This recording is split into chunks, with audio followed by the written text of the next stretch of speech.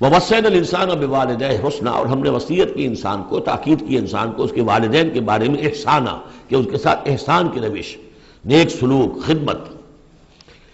اور اس میں بھی خاص طور پر والدہ کا معاملہ جو ہے یہ سورہ بنی اسرائیل میں بھی ہے اور یہاں بھی ہے. وہاں بھی آیا تھا وَوَصَّيْنَا الْإِنسَانَ بِوَالِدَيْهِ حَمَلَتْهُ أُمُّهُ وَهْنًا عَلَىٰ وَهْنٍ وَفِصَالُهُ فِي عَامَيْنِ. تو والدین میں جو ہے والدہ کا حق فائق ہے والد کے حق پر. ویسے دونوں کے ساتھ حسن سلوک ہو، دونوں کا ادب ہو. وَإِمَّا يَبْلُغَنَّ عِندَكَ الْكِبَرَ أَحَدُهُمَا أَوْ كِلَاهُمَا فَلَا تَقُل لَّهُمَا أُفٍّ وَلَا تَنْهَرْهُمَا وَقُل لَّهُمَا قَوْلًا كَرِيمًا. یہ ہم پڑھ چکے ہیں. لیکن یہاں بھی اور وہاں بھی خاص طور پر والدہ کا، اس لیے کہ مشقت جو ہے پیدائش میں ساری کی ساری مشقت جو ہے ماں کی ہے. باپ کا کیا حصہ ہے؟ وہ تو ایک کوئی اس کی لذت کا لمحہ ہوتا ہے، وہ اس کے اندر اس نے وہ بوند ٹپکائی اور فارغ. اب وہ ساری مصیبت کون جھیل رہی ہے؟ وہ عورت جھیل رہی ہے، ماں جھیل رہی ہے. سارا پریگننسی کا دور جو ہے اس میں ابتدائی دور جو ہے اس میں اسے جی بتلا رہا ہے، الٹیاں آ رہی ہیں، چیزوں سے نفرت ہو رہی ہے. پھر جب بوجھل ہو گئی ہے، جسم بوجھل ہو گیا ہے، بوجھ اٹھائے ہوئے ہے، پھر وضع حمل کی مشقتیں ہیں، وہ درد ذہ ہے، پھر اس کو دودھ پلانا ہے 2 سال تک، اس کے جو اس کو گند ہے اس کو صاف کرنا ہے، پوتڑے دھونے ہیں. یہ سارے کام کون کر رہا ہے؟ ماں کر رہی ہے. باپ کا تو اس میں حصہ ڈائریکٹ نہیں انڈائریکٹ ہے کہ بہرحال وہ کمائی کرتا ہے، پرووائڈ کرتا ہے، یہ بات دوسری ہے. لیکن جو مشقت ماں کی ہے، اسی لیے حدیث میں آتا ہے کہ ایک صحابی نے حضور سے سوال کیا کہ میرے حسن سلوک کا سب سے اولین مستحق کون ہے؟ آپ نے فرمایا تمہاری والدہ. انہوں نے پوچھا پھر ان کے بعد کون؟ فرمایا پھر تمہاری والدہ. تیسری مرتبہ پھر کون؟ حضور پھر والدہ تمہاری. چوتھی مرتبہ جب اس نے پوچھا ان کے بعد کون، تو آپ نے فرمایا تمہارے والد.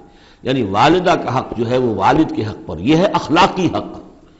قانونی حق والد کا زیادہ ہے.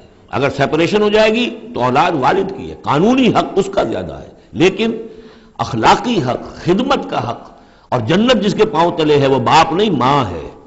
جنت جو ہے وہ تو اس کے قدم تلے تحت اقدام الامہات. اس حوالے سے اخلاقی مقام جو ہے وہ عورت کا زیادہ ہے، ماں کا زیادہ ہے. فرمایا حملتہ امہ کرہا ووضعتہ کرہا. اس کی ماں نے اسے اٹھائے رکھا اپنے پیٹ میں تکلیف جھیل کر، اور پھر اس کو وضع حمل ہوا، اس کو جنا تکلیف کے ساتھ. وحملہ وفصالہ 30 شہرا. اور اس کا یہ حمل اور پھر دودھ پلانا یہ لگ بھگ جو ہے 30 مہینے ہوتے ہیں. حتی اذا بلغ اشدہ، یہاں تک کہ جب وہ اپنی پوری قوت کو پہنچتا ہے، بلوغت کو پہنچتا ہے. اور یہاں سے بلوغت سے مراد جو ہے وہ نفسیاتی بلوغت ہے، ذہنی اور نفسیاتی بلوغت. ایک جسمانی بلوغت ہوتی ہے، وہ تو 16 17 18 اس سال کے اندر آدمی جو ہے وہ پورا بالغ ہوتا ہے. لیکن جسمانی بلوغت نہیں. یہاں جو ہے 40 برس کا ذکر آ رہا ہے. حتی اذا بلغ اشدہ وبلغ 40 سنۃ، جب وہ 40 برس کا ہو جاتا ہے. سائیکولوجیکل میچورٹی جو ہے انسان کی وہ 40 برس کی ہے. یہی وجہ ہے کہ 40 برس ہی کی عمر میں جو بھی نبوت جو ہے وہ ملتی تھی. حضور کو بھی 40 برس کی. فلما بلغ 40 سنۃ حبب الیہ الخلاء فکان یخلو بغار حراء. ایک حدیث ہے بڑی پیاری جس کی راویہ ہیں ام المومنین حضرت عائشہ صدیقہ رضی اللہ تعالیٰ عنہ، جس میں فرمایا انہوں نے کہ حضور نے مجھے بتایا کہ جب میری عمر 40 برس کے قریب ہوئی تو مجھے خلوت گزینی محبوب ہو گئی، تنہائی میں بیٹھ کر. اور پھر آپ جا کر کئی دن کئی راتیں جو ہے غار حرا میں آپ تنہا رہتے تھے، خلوت گزینی. پھر وہیں پر وہی کا آغاز ہوا ہے. تو 40 برس کی عمر، اگرچہ استثناءات ہیں. حضرت یحییٰ کے بارے میں ہم پڑھ چکے ہیں سورہ مریم میں، آتیناہ الحکم صبیہ، بچپن ہی میں اللہ نے انہیں حکمت عطا فرما دی، اور ان کو جو بھی وہ میچورٹی ہے اللہ نے بہت ابتدائی عمر میں عطا فرما دی. حضرت عیسیٰ کا معاملہ بھی ایسا ہی ہے، لیکن عام قاعدہ و قانون وہی ہے 40 برس کا. حتی اذا بلغ اشدہ وبلغ 40 سنۃ قال رب اوزعنی ان اشکر نعمتک التی انعمت علی وعلی والدی. تو وہ کہتا ہے کہ میرے پروردگار مجھے اس کی میری قسمت یہ بنا دے، یہ میرا نصیب فرما دے، مجھے اس کی توفیق دے کہ میں شکر ادا کر سکوں تیرے انعامات کا جو مجھ پر ہوئے اور میرے والدین پر ہوئے. وان اعمل صالحا ترضاہ، اور یہ کہ میں ایسے عمل کروں اچھے جو تجھے پسند آئیں، جنہیں تو پسند کرے. واصلح لی فی ذریتی، اور پھر یہ کہ میرے لیے میری اولاد کے لیے بھی، اولاد میں بھی میرے لیے بہتری پیدا کر دے. ایک تو یہ ہوتا ہے کہ اصلح لی ذریتی، میری اولاد کو اصلاح کر دے، انہیں صالح بنا دے. لیکن یہاں پہ انداز جو ہے ذرا دیکھیے، اصلح لی فی ذریتی، اس لیے کہ اولاد صالح ہوگی تو اس کا فائدہ مجھے بھی پہنچے گا. اس لیے کہ اگر اولاد جو ہے وہ صالح ہے اور نیک ہے تو اس سے یقیناً انسان جو ہے وہ دعائیں کریں گے، استغفار کریں گے، اور ان کے جو اعمال صالحہ ہیں، چونکہ باپ نے کوئی تربیت اچھی دی تھی تو ان کے اعمال صالحہ سے بھی اس کے اپنے حساب کے اندر بھی اندراج ہوتا رہے گا نیکیوں کا. تو اصلح لی فی ذریتی، میری ذریت میں، میری نسل میں میرے لیے اصلاح فرما دے، یعنی ان کی اصلاح فرما جس سے کہ خود مجھے بھی فائدہ پہنچے۔ اسی بالکل یہی مفہوم ہے کہ جو ہم نے سورہ الفرقان میں پڑھا ہے، وَجْعَلْنَا لِلْمُتَّقِينَ إِمَامًا، مراد یہ کہ ہماری اولاد کو متقی بنا، تاکہ ان کی جو ہم از خود ان کے آگے چلنے والے ہیں، ان کے امام ہیں، وہ ہمارے فالوورز ہیں، ہمارے پیچھے چلنے والے ہیں، اور قیامت میں ایسا ہوگا حشر میں آدمی اٹھیں گے اور ان کے پیچھے ان کی نسلیں چلی آ رہی ہیں، تو ہمارے پیچھے آنے والے ہیں وہ نیک ہوں، متقی ہوں۔ وَأَصْلِحْ لِي فِي ذُرِّيَّتِي إِنِّي تُبْتُ إِلَيْكَ، میں تیری جناب میں توبہ کرتا ہوں، رجوع کرتا ہوں، وَإِنِّي مِنَ الْمُسْلِمِينَ، اور یقیناً میں تیرے فرما برداروں میں سے ہوں۔ اولئک الذین نتقبل عنہم احسن ما عملوا، یہ وہ لوگ ہیں جن سے ہم ان کے بہترین اعمال قبول فرمائیں گے، ونتجاوز عن سیئاتہم، اور اگر کوئی خطائیں ہوں گی، کوئی چیز ان کے اندر کمزوری کا پہلو بھی ہوگا، ہم اس سے درگزر فرمائیں گے۔ فی اصحاب الجنہ، اور پھر یہ اصحاب الجنہ میں ہوں گے، جنت والوں میں شامل ہو جائیں گے۔ وعد الصدق الذی کانوا یوعدون، یہ سچا وعدہ ہے جس کا کہ ان سے وعدہ کیا جاتا تھا۔ اب اس کے برعکس سے کردار ہے، یہ تو یہ کہ ایک صالح بیٹا ہے، اور وہ جب اپنی پوری میچورٹی کو پہنچا ہے اور بلوغ کو پہنچا ہے نفسیاتی اور ذہنی اعتبار سے، تو اس کا طرز عمل تو یہ ہے جو آ گیا، رب اوزعنی ان اشکر نعمتک التی انعمت علی وعلی والدی وان اعمل صالحا ترضاہ واصلح لی فی ذریتی۔ ایک دوسرا برعکس کردار ہے، والذی قال لوالدیہ اف لکما اتعداننی ان اخرج وقد خلت القرون من قبلی، اور وہ شخص جو اپنے والدین سے کہتا ہے، والدین مسلمان ہیں لیکن بیٹا آوارہ ہو گیا ہے یا ذہنی طور پر جو ہے وہ گمراہ ہو گیا ہے، وہ نہ آخرت کو مان رہا ہے نہ اللہ کو مان رہا ہے، کسی اور رخ پہ جا رہا ہے، تو وہ اپنے والدین سے کہتا ہے اف لکما، میں بڑا بیزار ہوں آپ سے، یہ کیا آپ لوگوں نے ڈھکوسلے تراش رکھے ہیں، یہ کیا آخرت واخرت کی آپ مجھے دھمکی دیتے رہتے ہیں، اتعداننی، کیا آپ مجھے اس بات سے ڈراتے ہیں، وعدہ دیتے ہیں، دھمکاتے ہیں، ان اخرجا، کہ مجھے نکالا جائے گا، دوبارہ زندہ کیا جائے گا، وقد خلت القرون من قبلی، مجھ سے پہلے نہ معلوم کتنی نسلیں بیت چکی ہیں، ہزارہا لوگ نسل بعد نسل ختم ہو چکے ہیں، تو میں تو ان باتوں کو ماننے والا نہیں ہوں، یہ آپ کے ڈھکوسلے ہیں، یہ پرانی باتیں ہیں، دقیانوسی باتیں ہیں۔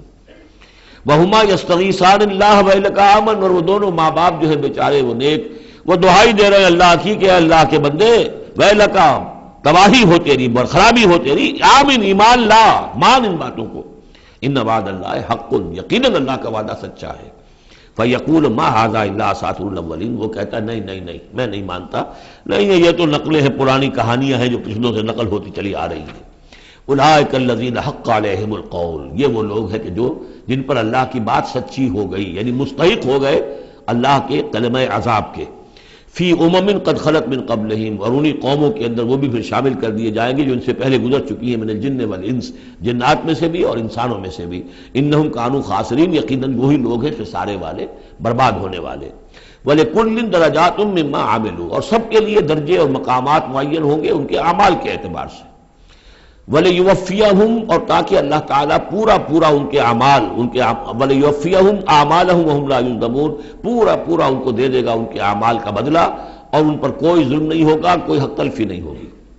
وَيَوْمَ يُعْرَضُ الَّذِينَ كَفَرُوا عَلَى النَّارِ، اور جس دن کہ یہ کافر پیش کیے جائیں گے آگ پر، اور اس وقت ان سے کہا جائے گا اذهبتم طیباتکم فی حیاتکم الدنیا واستمتعتم بها، دیکھو بھائی تم نے اپنے جو مزے لینے تھے، لوٹنے تھے، عیش کرنے تھے، وہ تم دنیا کی زندگی میں کر چکے ہو، تم نے وہاں حرام خوریاں کی، حلال اور حرام کی تمیز کو ختم کیا، تم نے وہاں عیش کیے، اذهبتم طیباتکم، اپنی مزے کی چیزیں جو ہے وہ تم لے جا چکے، فی حیاتکم الدنیا، تم اپنی دنیا کی زندگی میں، واستمتعتم بها، اور اس سے تم نے بہت فائدہ اٹھا لیا۔ فَالْيَوْمَ تُجْزَوْنَ عَذَابَ الْهُونِ بِمَا كُنتُمْ تَسْتَكْبِرُونَ فِي الْأَرْضِ بِغَيْرِ الْحَقِّ، تو آج اب تمہیں بہت ہی اہانت آمیز عذاب دیا جائے گا، ذلت کا عذاب، بسبب اس تکبر کے جو تم کرتے رہے ہوئے زمین میں ناحق، وَبِمَا كُنتُمْ تَفْسُقُونَ، اور جو تم نے وہاں پر نافرمانیاں کی ہیں اور ہمارے احکام کو توڑا ہے۔ وَاذْكُرْ أَخَا عَادٍ، اور ذرا تذکرہ کیجئے اخا عاد قوم عاد کے بھائی کا، یعنی حضرت ہود علیہ السلام، اذ انذر قومہ بالاحقاف، جبکہ انہوں نے اپنی قوم کو خبردار کیا احقاف میں، یہ احقاف کا علاقہ تھا، بالکل جنوبی ساحل جو ہے عرب کا، جزیرہ نما عرب کا، اس کے ساتھ، اور اب وہاں پر بہت ہی سخت قسم کا، وہ بدترین قسم کا صحرا ہے، احقاف وقد خلت النذر من بین یدیہ ومن خلفہ، ان سے پہلے بھی ان کے سامنے بھی اور بہت سے خبردار کرنے والے آئے تھے۔ یہ میں نے عرض کیا تھا کہ انبیاء متعدد آ کر پھر آخری کوئی رسول آتا تھا کہ جو پھر آخری اتمام حجت کرتا تھا۔ اللہ تعبدوا الا اللہ، انہوں نے یہی دعوت دی تھی کہ مت پوجو کسی کو سوائے اللہ کے۔ انی اخاف علیکم عذاب یوم عظیم، مجھے اندیشہ ہے تمہارے اوپر، تمہارے بارے میں کہ ایک بڑے دن کا عذاب تم پر آئے گا۔ قالوا اجئتنا لتافکنا عن آلہتنا، انہوں نے کہا کہ کیا تم اس لیے آئے ہو اے ہود کہ تم ہمیں اپنے معبودوں سے برگشتہ کر دو؟ فاتنا بما تعدنا ان کنت من الصادقین، تو اگر تم سچے ہو تو جس عذاب کی دھمکی ہمیں دے رہے وہ لے آؤ۔ قال انما العلم عند اللہ، انہوں نے کہا کہ اس کا علم تو اللہ کے پاس ہے، کل علم اللہ کے پاس ہے، وہ عذاب آئے گا، کب آئے گا، کس صورت میں آئے گا میں نہیں جانتا، وہ اللہ جانتا ہے۔ وَأُبَلِّغُكُم مَّا أُرْسِلْتُ بِهِ، اور میں تو تمہیں پہنچا رہا ہوں وہ جو اس نے مجھے دے کر بھیجا ہے، جو پیغام اس نے دیا میں پہنچا رہا ہوں، میرا کام انذار ہے، ابلاغ ہے، پہنچا دینا ہے، واضح کر دینا ہے۔ وَلَٰكِنِّي أَرَاكُمْ قَوْمًا تَجْهَلُونَ، لیکن میں دیکھ رہا ہوں کہ تم نے بہت جہالت کی روش اختیار کر لی ہے، بجائے اس کے کہ میری بات پر غور کرو، دیکھو، سوچو، دل میں اترے تو اسے قبول کرو، تم نے تو گویا کہ ادھار کھائے بیٹھے ہو اس کی نفی پر اور اس کو نہ ماننے پر، تو تم جہالت پر اتر آئے ہو۔ فلما رأوه عارضا مستقبل اودیتہم، تو عذاب الہی جب آیا، اس کے آثار جب آئے تو وہ ایک ایسی صورت میں تھے کہ جو ہے کہ بادل آ رہے ہیں، تو جب دیکھا انہوں نے اس کو یعنی عذاب کو، رأوه یہ وہ عذاب کے لیے ضمیر ہے، عارضاً کہ اس کو ہم نے ایک ابر کی صورت میں بھیجا، مستقبل اودیتہم جو ان کی وادیوں کی طرف چلا آ رہا تھا، سامنے آ رہا تھا۔ قالوا هذا عارض ممطرنا، ان کو یہ تو بادل آ گئے، ابر ہے، اب بارش ہوگی، جل تھل ہو جائیں گے، مطر آ رہی ہے۔ بل هو ما استعجلتم به، نہیں یہ تو وہ شے جس کی تم نے جلدی مچائی تھی کہ لے آؤ عذاب اگر لا سکتے ہو۔ ریح فیہا عذاب علیم، وہ ایک جھکڑ تھا جس کے بارے میں آئے گا سورۃ الحاقہ میں کہ سخر علیہم 7 لیال و 8 ایام، 7 رات اور 8 دن مسلسل وہ جھکڑ چلا ہے۔ ریح فیہا عذاب علیم، وہ جھکڑ ہے جس میں بہت بڑا عذاب ہے۔ تدمر کل شیء بامر ربھا، وہ ہر شے کو اپنے رب کے حکم سے اٹھا کر پٹکتی تھی، وہ ہوا جو ہے اٹھاتی تھی اور پٹکتی تھی۔ تدمر، جیسے کسی درخت کی جڑ سے اکھاڑا جائے پھر پھینک دیا جائے، اور وہ چونکہ تھے بھی بڑے طویل القامت لوگ تو بڑے بڑے ستونوں کی طرح پھر پڑے تھے، کاجاد النخل خاویہ، جیسے کہ وہ کھجوروں کے تنے پڑے ہوئے ہیں زمین کے اوپر۔ تدبر کل شیء بامر ربھا فاصبحوا لا یری الا مساکنہم، پھر وہ ایسے ہو گئے کہ اب کچھ نظر نہیں آ رہا تھا سوائے ان کے مسکنوں کے، ان کے گھر نظر آ رہے ہیں، ان کی حویلیاں، ان کی بلڈنگیں، لیکن وہاں اس میں بسنے والا اب کوئی نظر نہیں آ رہا۔ کذالک نجزی القوم المجرمین، اسی طرح ہم بدلہ دیا کرتے ہیں مجرموں کی قوم کو۔ وَلَقَدْ مَكَّنَّاهُمْ فِي مَا إِن مَّكَّنَّاكُمْ فِيهِ، اب یہاں قریش سے، مکے والوں سے خطاب ہو رہا ہے، ان کو ہم نے جو تمکن عطا کیا تھا زمین میں، جو مال و اسباب دیا تھا، جو طاقت دی تھی، فیما ان مکناکم فیہ، اس میں اتنا تمکن تمہیں ہم نے نہیں دیا، اتنی طاقت تمہارے پاس نہیں ہے۔ ان کی تہذیب، جیسا کہ میں عرض کر چکا ہوں، وہ شداد کا جو شہر تھا، اب اس کے جو ہیں باقیات وہ نظر آ چکے ہیں سیٹلائٹس کے ذریعے سے کہ زمین کے نیچے جو ہے بہت گہرے وہ موجود ہیں، جو ان کے اوپر عذاب آیا اور اس کے اوپر لیکن وہ دبے ہوئے موجود ہیں۔ اس کے بڑے بڑے جو ہے ستون جو بنائے تھے انہوں نے، غالباً 30 بڑے بڑے ان کی فصیل کے ساتھ جو ہے پلرز ہیں جن کو گن لیا گیا ہے، اب وہ موجود ہیں۔ یہ ساری نشانیاں اب ایک ایک کر کے ظاہر ہوں گی۔ وَلَقَدْ مَكَّنَّاهُمْ فِي مَا إِن مَّكَّنَّاكُمْ فِيهِ، ہم نے وہ چیزیں انہیں دی تھی کہ جو اے قریش تمہیں نہیں دی، ہم نے ان کو تمہیں وہ تمکن نہیں دیا۔ وَجَعَلْنَا لَهُمْ سَمْعًا وَأَبْصَارًا وَأَفْئِدَةً، ہم نے ان کے لیے بھی، ہم نے انہیں سماعت کان بھی دیے تھے، وَأَبْصَارًا آنکھیں بھی دی تھی، افئدہ بھی دیے تھے، دل اور عقل بھی دی تھی۔ فما اغنی عنہم سمعہم ولا ابصارہم ولا افئدتہم من شیء، تو کچھ کام نہیں آئے ان کے، نہ تو ان کی سماعت، ان کی بصارت، نہ ان کے دل یا عقلیں، من کسی شے میں انہیں نہیں بچا سکے۔ اذ کانوا یجحدون بآیات اللہ، جبکہ وہ انکار کرتے رہے اللہ کی آیات کا۔ وحاق بہم ما کانوا بہ یستہزئون، اور ان کو گھیر لیا اور ان پر الٹ پڑی وہی چیزیں جن کا کہ وہ مذاق اڑایا کرتے تھے۔